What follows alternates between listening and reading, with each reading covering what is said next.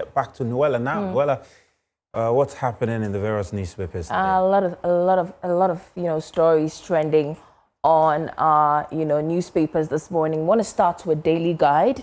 It says Isia backs Boachi Ejako for NPP national chairman. That story is on page 6 of the Daily Guide, and you have Paula Foko, former national chairman of the NPP, saying, let's give Baumia a united party to win 2028 election. Well, he says he's looking to, take those kind of lessons and experience he's garnered in the past to forge the party forward toward victory 2028. That's if he gets the nod as national chairman again. And also, Zenato Rawlings, Ayarega face MP's grilling. Well, that's happening tomorrow. In fact, yesterday she was supposed to be vetted, but it was rescheduled to Thursday. So yeah, it's something that I'm sure a lot of people are looking forward to. Find that story on page 3. Also, 22 billion Ghana cedis gold sale losses. NPP backs minority for inquiry. See that story on page 6 of the Daily Guide. And AG Ghana executives call on Mahama.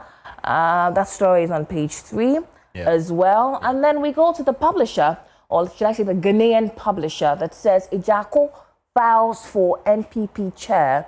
It's on page 3 of that newspaper. And also 22 billion Ghana city DGPP losses. Backbin OK's minority gold board showdown. I'm sure you know. Yeah, very much looking forward to that. Yeah. Parliament is going to look. I mean, the minority, they were asking for a bipartisan ad hoc committee to be, formed to look into or probe into the losses. They say it's a loss. The majority says it's operational cost. I guess we'll have to see. I think the curiosity is the form in which Parliament is going to look into this. Whether it's going to be given to the Mines Committee or, like you said, Speaker is going to go ahead with the request by. In fact, and you also know that the majority now, they are arguing that apparently the committee is, that's already bipartisan. So there's no need for us to form another ad hoc committee as well. Mustafa Hamid dismisses Islamization fears. Find that story on page 2 of the publisher. And also the Insight has an interesting story. Your online activities are being monitored. That's coming from the National Security Coordinator as he warns new vigilante groups. We understand that despite, that famous Act 999, that's the Vigilante and, Related Offences Act, prohibiting vigilantism and its related, activities, some mobilizations are taking different forms unknown to us. And so they have, noticed that. We're going to get into it in our discussion. Yeah, definitely. You're going to do that with your panelists. Especially as the elections draw nigh, 2028 elections, and even with the internal elections happening in the MPP and NDC, we are seeing some bit of, tension and all of that. Even the constituency elections that were organized at Bantama, we saw some pockets of violence here and there. So, and I guess it also begs the question whether or not we should take a relook at that Act 999. Because if, these mobilization groups find they need to rebrand themselves, does it mean the outstanding act is not sufficient enough to really it's a very interesting area, because if a group that was known to be a security group of a political party now rebrands as a volunteering group. Yeah, does the act apply to them? Well, what do you do? And voluntarism is allowed under the law. So I think it's just you look at the actions, you look at what the people do, and if the activities breach the law, then you enforce them and make sure that the law takes its course. Absolutely.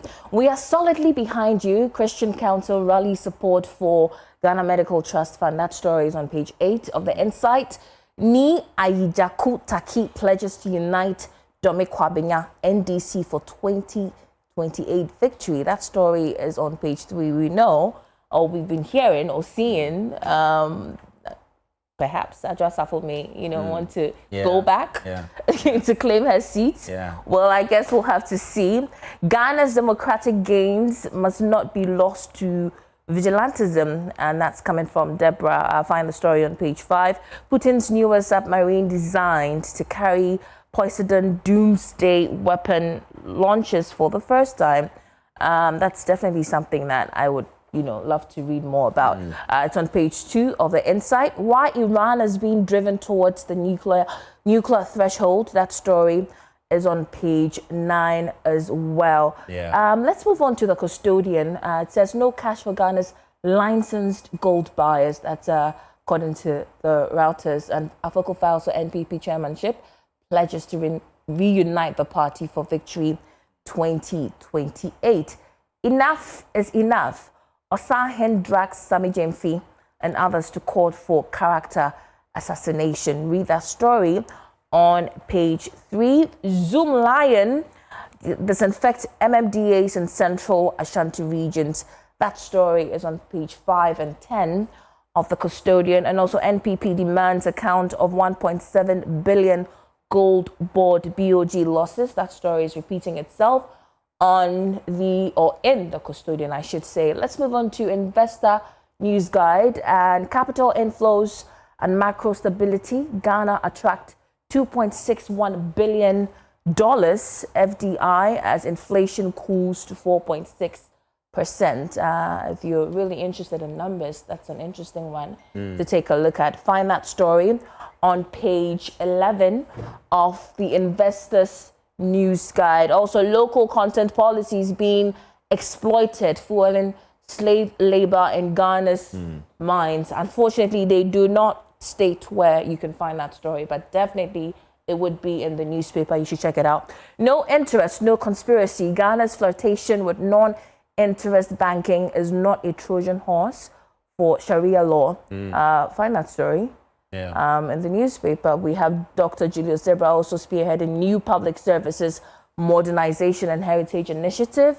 That should be interesting. Also, Ghana. And it's interesting, just a bit on the Julius Zebra. I'm not sure if you heard him, because when he was, graduated, with his PhD, there was a lot of talk about why he was going into that space. But interestingly, there was a conference where he opened up about his history in that very space. Apparently, he started off as a tour guide, and he even did his master's in heritage and museums. And after doing his master's in that very field, then decided to do a PhD. So it's an area that he's going back to his first love, I guess. He's very interested in. You could say that.